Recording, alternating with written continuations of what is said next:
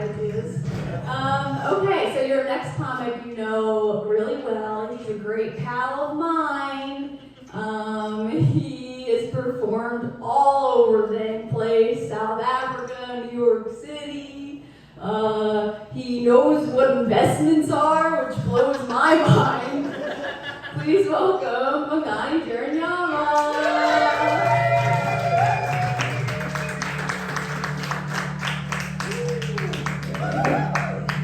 Let's keep it going on. Keep on clapping. What a great time. We've had some great comedians on stage. It's incredible. I want to tell y'all a little bit about me. Is that okay? Yeah. Okay. In grade 9, or the 9th grade, I moved from abroad to the United States, and I moved to Massachusetts, right? And on the first day of class, my teacher was going through the roll call for like the class, and then she saw my name. And she was like, Bongani Jeranyama? I've never seen that name before. What tribe are you from? That's right, that's right. And I answered Canada. And that was not the response she was looking for, you know?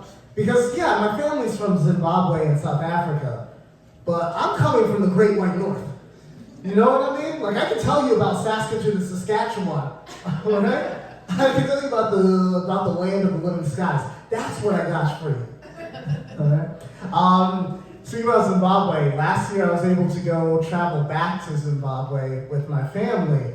We're actually there for my grandmother's funeral, but it was fine, because we turned up for the funerals. Everyone goes crazy. Gogo would have wanted that. You know what I mean? And she got that. And my cousins and uncles from South Africa, from my mom's side, came up to the funeral, right? And I had actually never met them beforehand, because my mom doesn't really like them that much. I don't know why she doesn't like them, but she doesn't really like them. So I met them for the first time, and they came up to me, right? They came up, they started talking to me, and they're like, hey, we heard you got married. And I was like, yeah. And they're like, we heard you got married to a beautiful American white girl. And I was like, ooh, I'm gonna have to tell them, because my wife is actually South African. So I told them, like, she's South African. And they're like, okay, still white. We got whites in South Africa. And then I had to tell them that my wife is actually Venda. And the Venda people are a very black tribe in Zimbabwe and South Africa, right? So I told them that, and their reaction was, come on! You went all the way to America to marry a Venda? We have millions of them here. Such a waste. Trevor Noah went to America and fucked Dua Lipa. Dua Lipa! You go to America to be with a Venda. And again, this is the first time I'm meeting my uncles and cousins, so I still want to have, like, you know, keep them on my good side. So I was trying to rack my brain, and I was like, no, my wife is good. She's got some good qualities. There's things that make her special. Oh, I got one. She is Jewish. Oh, a black South Africa Venda Jewish girl? That's gotta be something, right? So I told them, I was like, hey, she's also Jewish. And they're like, we have thousands of Jewish Venda people over here. That doesn't move us. All right, so, you know, the traditional congratulations on your marriage. All right? Later on, this was literally at the wake, they grabbed me by my ankles, lifted me up as if I'm not a grown-ass man, and tried to steal my American passport. So I think I actually know why my mom doesn't like my cousins and uncles. Yeah. It's wild. Guys, I am in my 30s. Can you believe it? No. She's right. That's the reaction I usually get. They told me that black doesn't crack, but apparently it doesn't leave adolescence. All right. I'm in my 30s. That's a fact that I have to defend every time I go to a movie theater to see a PG-13 movie. You know, it's tough. It's tough having a baby face and everything, you know? Because I tell people that I'm in my 30s, and they literally gasp in my face. Right? They gasp in my face. And I used to think that was a good thing. I used to think it was like, oh yeah, your skincare routine is working. You are looking great. But now I don't think it's such a good thing. Because I think when people look at me, they're like, oh no, that cannot be an adult. All right? And I cannot respect him. Not at all. The second thing I tell them again is that like I'm married. And every time, the same response. They say, like, to the game.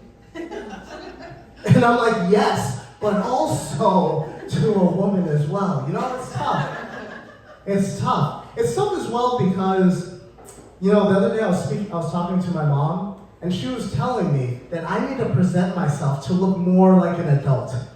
And I was like, you can't say that. You made me like this. What's happening over here? We don't like it when I make fun of my mom. All right. We love our moms and never do anything. So like I grew out my beard to make myself look older. And I know it's not working. I have a mirror. I can see myself. All right.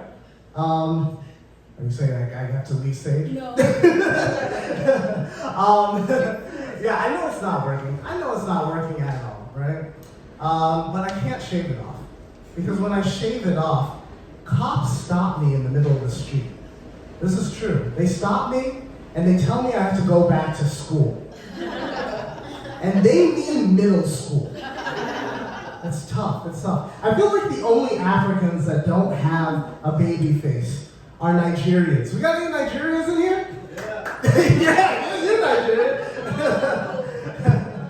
No, I actually just performed at a Nigerian show, so I was like, hey, I might as well put this in for here. Because Nigerians, especially Nigerian men, come out of the womb looking like two things. Well, either an uncle or a fuckboy, and nothing in between.